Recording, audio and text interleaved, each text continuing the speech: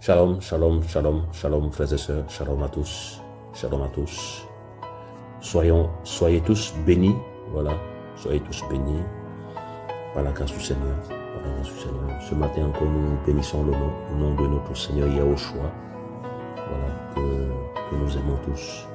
Nous croyons que nous aimons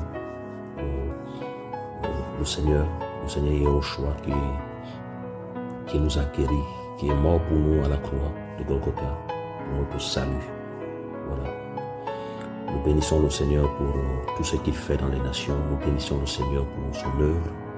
Nous bénissons le Seigneur pour le travail qui s'accomplit partout dans les vies.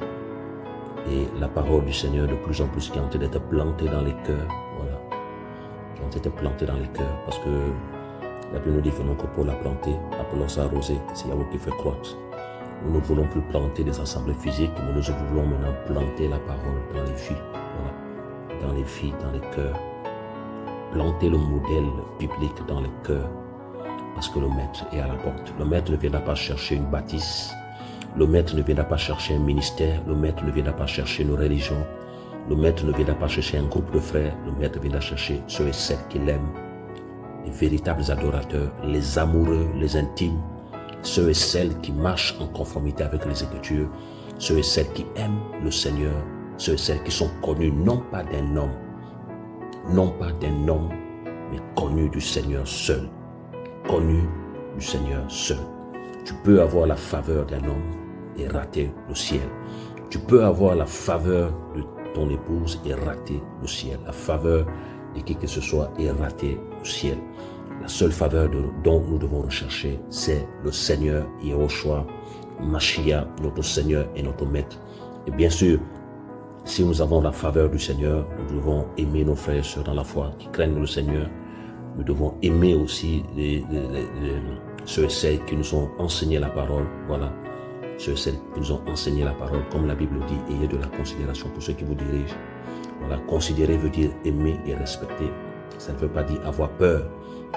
Parce que beaucoup d'enfants du Seigneur qui ne sont pas véritablement enseignés ont peur des conducteurs au lieu du respect. Voilà, au lieu du respect.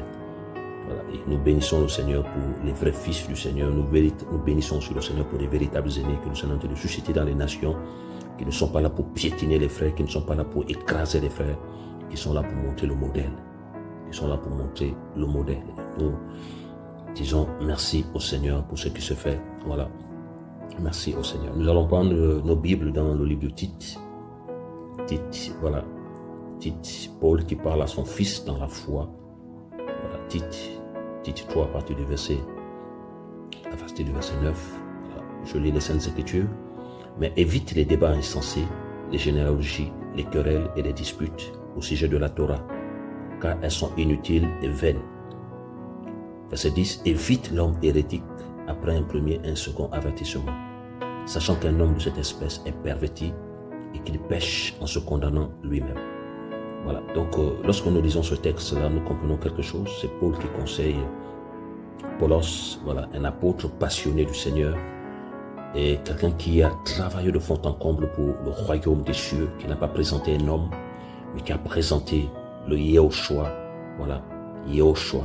Et le même Paul pouvait dire dans le livre de Corinthiens que nous ne nous prêchons pas nous-mêmes, c'est Yahushua Mashiach que nous prêchons. Donc le but de Paul, c'était de présenter le Seigneur. Et même lorsqu'il a reçu l'appel dans Acte 9, lorsque le Seigneur a visité Ananias, il a dit à Ananias que cet homme est un instrument que j'ai choisi pour porter mon nom devant les nations, devant le roi et devant le peuple d'Israël. Donc Paul devait porter son nom. Et nous savons tous que selon Apocalypse, son nom est la parole du Seigneur. La parole du Seigneur. Donc Paul devait porter la parole. Partout là où il passait, Paul devait porter la parole. Paul devait porter l'évangile véritable. Paul devait apporter la lumière du Seigneur. Il devait apporter, voilà, la lumière du Seigneur. Voilà pourquoi c'était quelqu'un qui était passionné des Écritures, passionné de la marche par l'Esprit, passionné de la vie du Seigneur. Parce que l'appel qu'il avait reçu était clair. Voilà, un instrument que j'ai choisi pour porter mon nom devant les nations, devant les rois et devant Israël. Et si nous lisons les actes des apôtres, nous comprenons très bien que Paul n'a fait qu'obéir à cette mission, il n'a fait qu'obéir à cette mission, et ça l'a valu beaucoup de combats parmi même ses frères juifs. Ça l'a valu beaucoup de combats, beaucoup de rejets. Il a été lapidé, ciblé par les proches, mais Yahweh l'a gardé comme Jérémie le prophète aussi, au temps de Jérémie le prophète. Il a aussi été combattu à cause de la vérité, frères et sœurs, à cause de la vérité, frères et sœurs, combattu à cause de la vérité. Voilà. Paul nous dit dans 2 Timothée 3 que les derniers temps seront les temps difficiles. Voilà, les gens vont s'opposer aux hommes bons. C'est-à-dire que non, que quelqu'un qui veut que le royaume des cieux avance, on va s'opposer à toi, on va te traiter de tous les noms. Nous sommes dans cette race-là. Même ceux qui se disent chrétiens vont te persécuter outragement. Même ceux qui se disent chrétiens vont te haïr. Voilà, ils vont te haïr. Paul a prédit cela depuis, que ceux et celles qui veulent marcher pieusement avec le Seigneur seront persécutés. Voilà, seront persécutés. La Bible dit que non, que les gens auront pour ennemis, l'homme aura pour ennemi les gens de sa propre maison. C'est-à-dire que ceux qui vont te persécuter ne sont pas loin. Ils mangent avec toi, ils rient avec toi, ils te saluent. Ils te saluent. Voilà pourquoi aujourd'hui, par la grâce du Seigneur, j'ai plus confiance maintenant au Seigneur qu'aux hommes. J'ai plus confiance au Seigneur qu'aux hommes. Je veux plus, de plus en plus, je veux plus mettre ma confiance au Seigneur. Parce que lui seul ne te décevra jamais. Lui seul ne te blessera jamais. Lui seul est digne de louange et de gloire. Lui seul, le Seigneur Yahushua. Il est fidèle.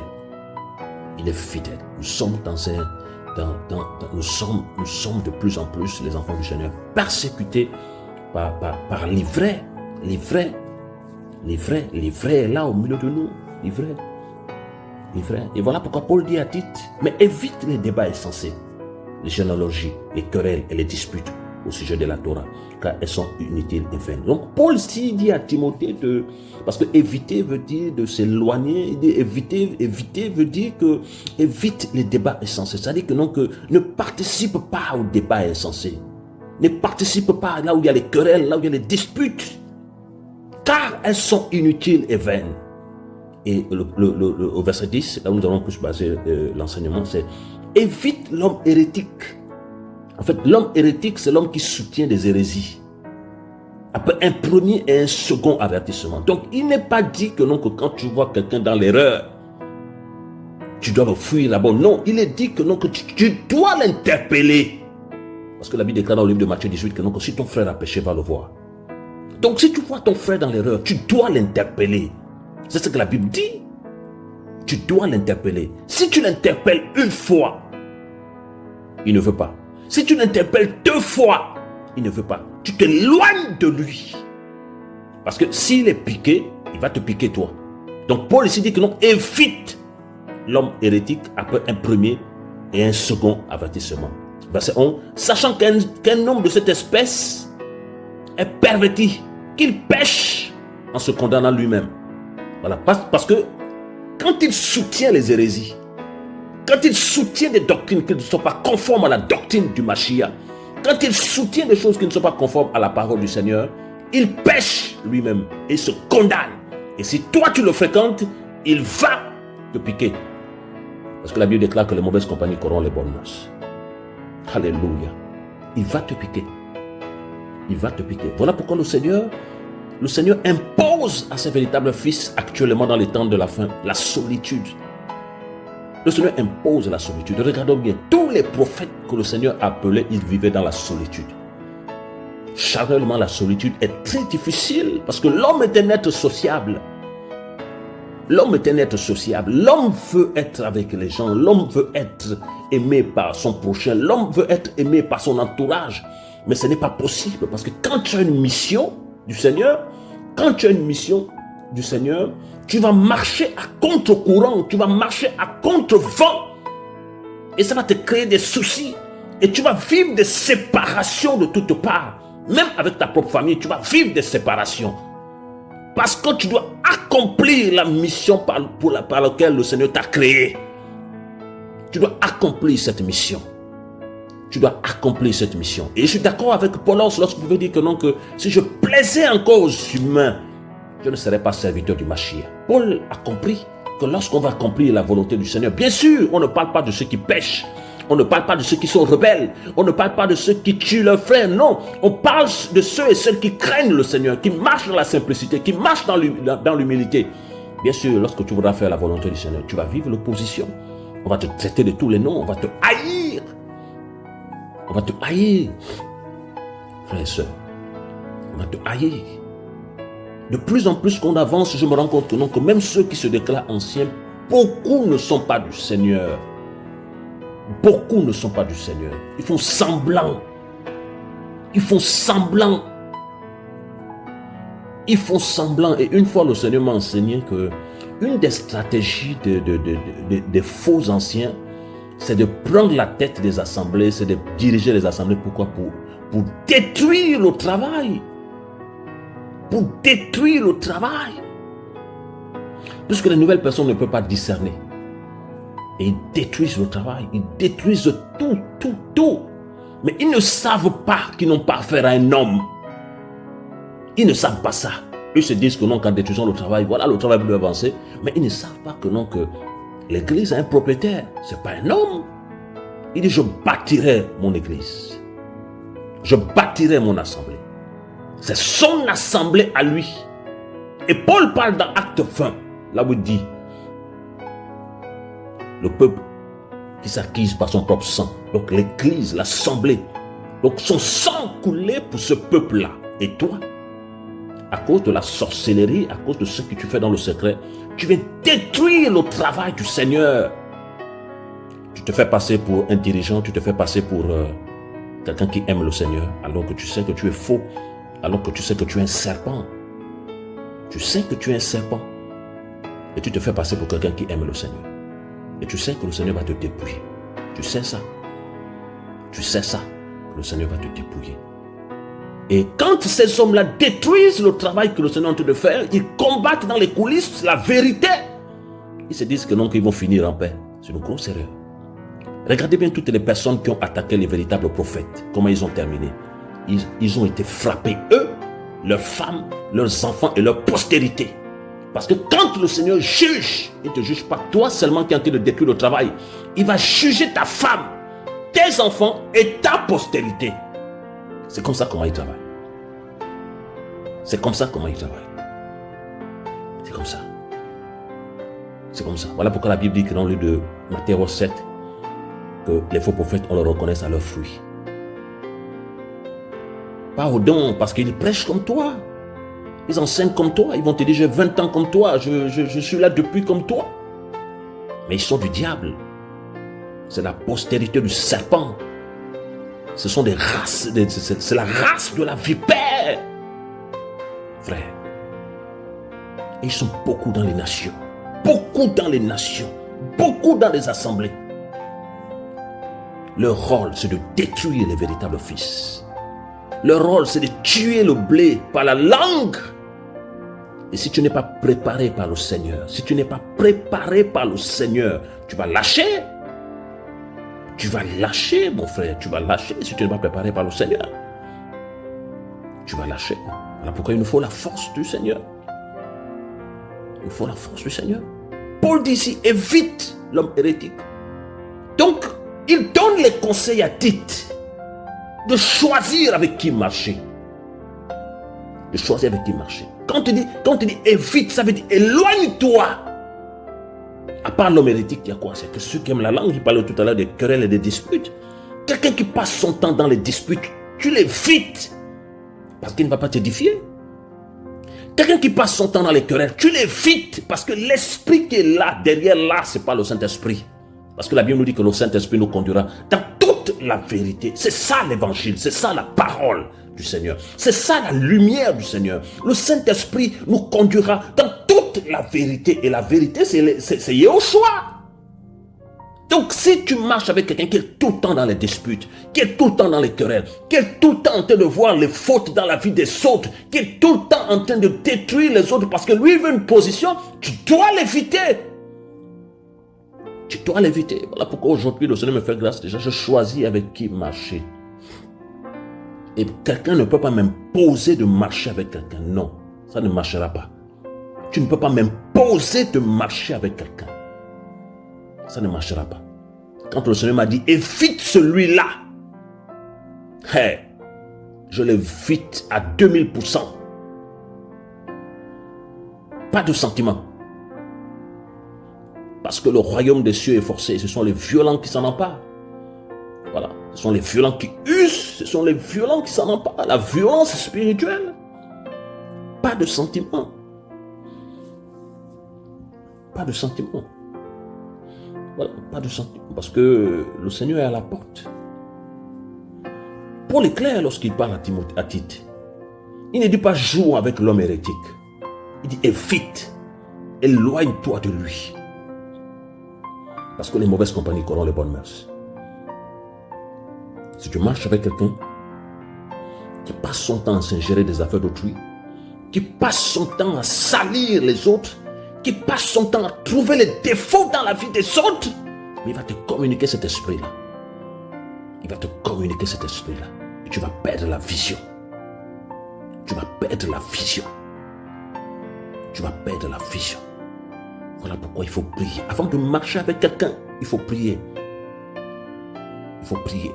Les apôtres se sont rendus compte qu'ils ont marché avec Yehuda, mais ils ne connaissaient pas Yehuda. Yehoshua connaissait Judas, mais les apôtres ne le connaissaient pas. Et pourtant, on l'appelait apôtre. Apôtre. Oui, frère. Il y a des gens qui sont apôtres, mais c'est des sorciers. On l'appelle apôtre, mais il est sorcier. On l'appelle apôtre, mais c'est un faux. Voilà pourquoi ne soyez plus impressionnés par les titres, là, oh, apôtre, machin, tout ça. Ça n'impressionne plus quelqu'un. On veut voir le fruit. On veut voir le fruit. On veut voir le fruit. Dans ce ministère-là, aujourd'hui, nous sommes là parce que le visionnaire, on voit le fruit, le travail, le fruit. On veut voir le fruit. On veut voir le fruit. Tous les humains, on a des manquements, oui, mais on voit le fruit dans le travail là. On voit le fruit. On voit la persévérance. On voit l'humilité. On voit la crainte du Seigneur. On voit la crainte du Seigneur. On voit le fruit des années et des années. Oui, frère. On voit le fruit. On voit la vision qui ne fait que s'accroître. Mais il nous dit que nous reconnaissons un arbre par le fruit. Mais si quelqu'un se déclare apôtre, tu ne vois pas le fruit. Je vais t'appeler apôtre. Pourquoi? Quelqu'un se déclare pasteur, je ne vois pas le fruit pastoral, je vais t'appeler pasteur. Pourquoi? Pourquoi je vais t'appeler pasteur? Quelqu'un se dit ancien, je ne vois pas le fruit d'un ancien, je vais t'appeler ancien. Pourquoi? Pourquoi je vais t'appeler ancien? Tu vas m'imposer de t'appeler ancien, et que je ne vois pas le fruit. Quelqu'un me dit de l'appeler frère, je vois que tu n'as pas le fruit d'un frère. Je vais t'appeler frère, pourquoi? Je ne t'appelle pas ton prénom. Tu t'appelles Jacques, je vais t'appeler Jacques. Parce que tu n'es pas un frère. Et lorsqu'on le lisons dans les Écritures, le Seigneur, quand on dit au Seigneur que non, que Seigneur, voici ta mère, m'avait dit non, ma mère et mes frères, ce sont ceux qui écoutent la parole du Seigneur et qui la pratiquent. Donc on n'est pas frère parce qu'on assiste aux mêmes réunions, on n'est pas frère parce qu'on assiste on est dans une même assemblée, non. On est frère lorsqu'on met la parole du Maître en pratique. C'est ça les véritables frères et sœurs. Mais aujourd'hui à tout vent, mon frère, ma soeur, mon frère, ma soeur, non. Non. Non. Tu dois éviter ce qui te ramène en arrière. Tu dois éviter ce qui ne te défie pas. Tu dois éviter les compagnies qui ne te défient pas. Tu dois éviter ces choses-là. Tu dois éviter. Tu dois éviter ces choses-là. Aujourd'hui, maintenant, par la grâce du Seigneur, c'est vrai, le Seigneur nous fait grâce de... Le Seigneur nous fait grâce de naître dans une nation. Le Seigneur nous fait grâce de naître dans une nation, oui. C'est important. Encore, la Bible déclare que le travail va commencer à Yerushalem d'abord. Voilà. Le travail va commencer à Yerushalem d'abord. Et plus tard, ça va s'étendre. Le Seigneur avait dit, à Yerushalem, en Samarie, en Judée, jusqu'aux extrémités de la terre. Voilà. Aujourd'hui, maintenant, vous allez voir que, non, que l'évangile de plusieurs, maintenant, c'est quoi? C'est l'évangile de ethnique. C'est-à-dire que, non, que si tu es de telle nationalité, tu restes avec le clan de telle nationalité. Si tu es de telle vie, tu restes avec le clan. Non, le royaume des cieux est large. Ce sont les nations, ce sont les territoires. Le royaume des cieux est large. Le royaume est large. Tous les jours, je prie au Seigneur. Père, je veux rencontrer les frères chinois. Je veux rencontrer les frères australiens. Je veux rencontrer les frères américains blancs de souche. Je veux rencontrer, papa, les Japonais, je veux rencontrer les Togolais, les Béninois, je veux rencontrer les foules, les nations, pour apprendre d'eux, parce que nous sommes une famille, les véritables enfants du Seigneur. Pas les connexions charnelles, les connexions qui viennent de toi, toi qui connais les cœurs, comme Pétros a prié. Frère, le royaume, c'est les nations. Alléluia.